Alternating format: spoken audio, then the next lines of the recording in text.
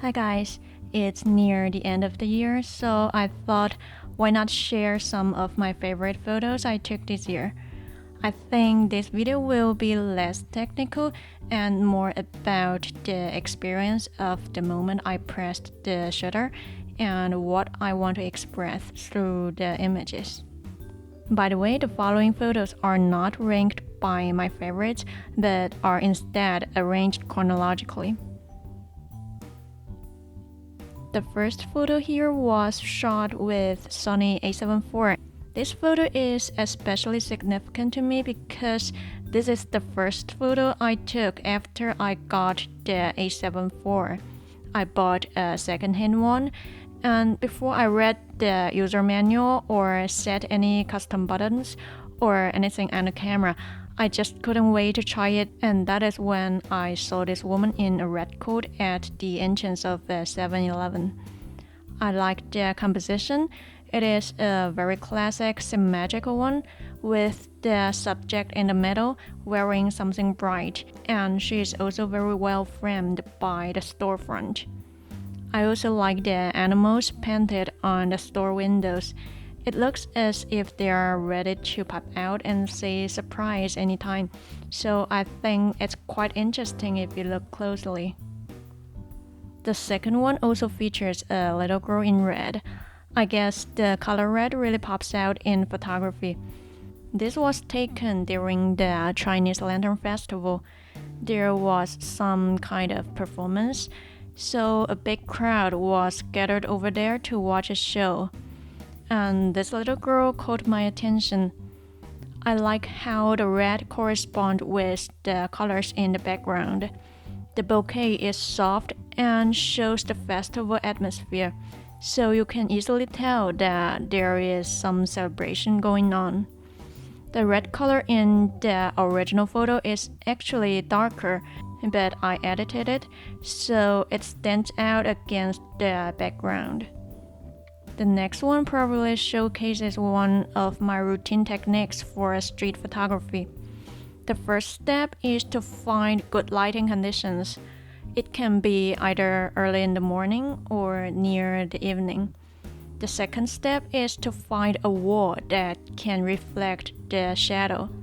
In this particular shot, the beautiful brick wall as well as the intricate pattern of the shadow is what makes the photo beautiful.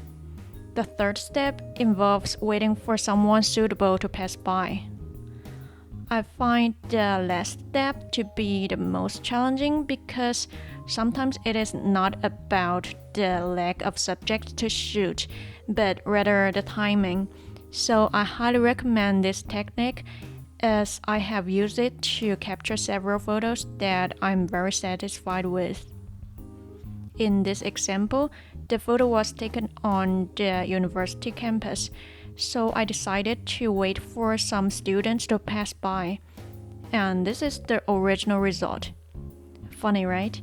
The couple on the left-hand side is perfect in my opinion, but then this other guy got in the way, so I ended up erasing him in post-processing. You can barely notice, but if you zoom in, you might spot a messy part of the brick wall. Anyway, it doesn't bother me at all. I'm glad I took this photo, even though I had to Photoshop this guy out of the picture. This photo was captured with my Sony ZV-E10 and a vintage lens, the Minolta 55mm f1.7, which dates back to around 1970. Since it's a full-frame lens, on my APS-C camera it is approximately an 80mm equivalent. I took this shot on an old street in the historical rich urban area of Taipei. There is no clear distinction between the residential and commercial areas, so I wasn't certain whether this was a storefront or someone's home. But the wide open door caught my attention, and inside, this gentleman was attentively writing something. I was using this vintage manual lens, so it was quite difficult to focus, but he didn't notice me at all. I love the candid expression that emerges on his face as he is fully engaged in something. The two walls act as a nice framing for the subject, and the lamp on the desk enhances the subject once again. I also love the arrangement of the furniture. It provides a glimpse into the traditional household setting. This photo was taken on the same day on the same street as the previous one, but it was captured with my A7IV and the TT Artisan 50mm f0.95. I love this photo because it is very cinematic in my opinion. It reminds me of the poster of a Korean movie, although in my version, the street is more chaotic. This photo has a strong sense of perspective. You can feel the depth and dimensionality in the scene. I had already noticed this couple holding hands walking towards me from a distance, but I was using a manual lens, so I set the composition. I turned on the focus picking and the magnification in order to focus precisely. And as they walked closer towards me, once I saw the color of the focus picking on their face, I pressed the shutter. And this is how I got the focus right even without autofocus. The next photo was taken at the entrance of a Japanese shrine in Taiwan. It was during the Children's Day celebration, so there were lots of colorful fish-shaped flags. I was at the lower part of the staircase, and I saw this gentleman walking up the stairs surrounded by these flags. That moment is surreal to me. It's like this man is walking into a different world. This was taken with my Sony ZV-E1 and the Tamron 28-200mm lens. For those who have doubts about the photography performance of this camera, I still want to assure you, as long as you are using a full-frame lens and you don't need large printout, this video camera can also be a very decent photo camera. This photo was also captured with my Sony ZV-E1 and Tamron 28-200mm lens.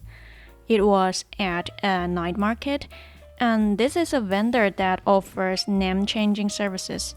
They will pick a name that brings good fortune to you, and a lot of Asian people believe in that. What appeals to me about this photo is its storytelling quality.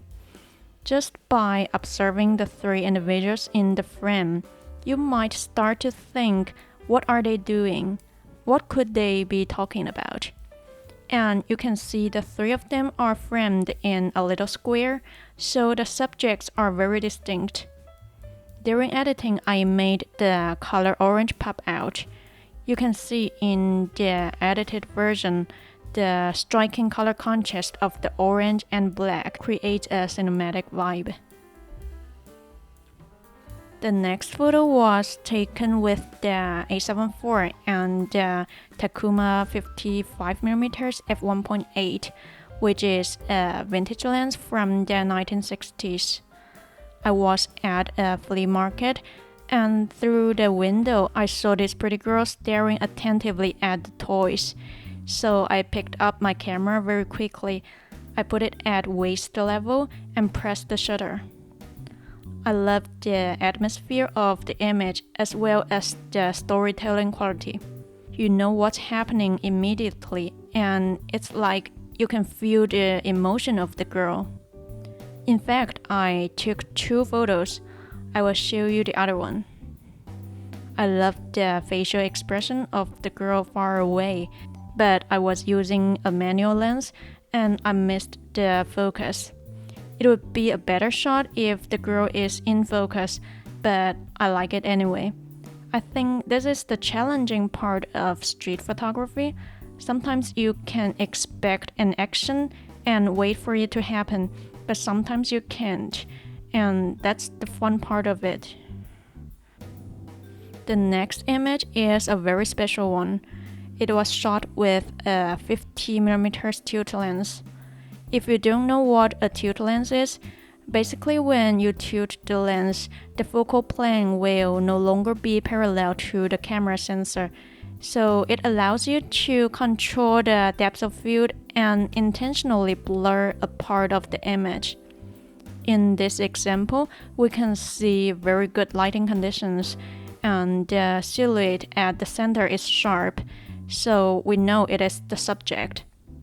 The individual is walking towards an M-shaped red arch, which is so blurry that it becomes kind of dreamy in my opinion. I think this image has quite some artistic potential.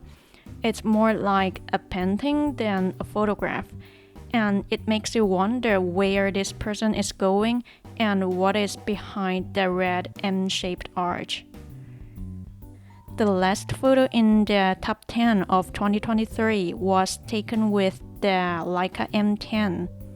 I had the privilege to borrow it and use it for a couple of weeks.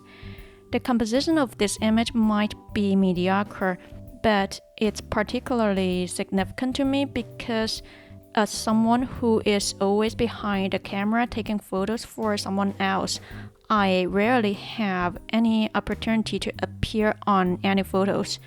But I actually like to be photographed because I like documenting moments in life, including my personal important moments. This photo was taken at a very elegant cafe. The interior decoration made me feel like I was in the 18th century Europe. I was using a 15mm f1.4 lens. As you can see, the foreground flower and the lamp are completely out of focus. But interestingly, the lamp and flower in the mirror are not as blurry since they are closer to the focal point. I also like the dark tone of the image. Combined with my face being covered by the camera, it kind of creates a very mysterious vibe. If you're still watching, I really appreciate it. Thank you for making it this far. I would love to know how you think about the photos I shared. Which one is your favorite? And if you have any suggestions about my photography or editing, leave it in the comment area below. At the end of 2023, again, I want to express my gratitude to all my audience, and I wish you a happy 2024.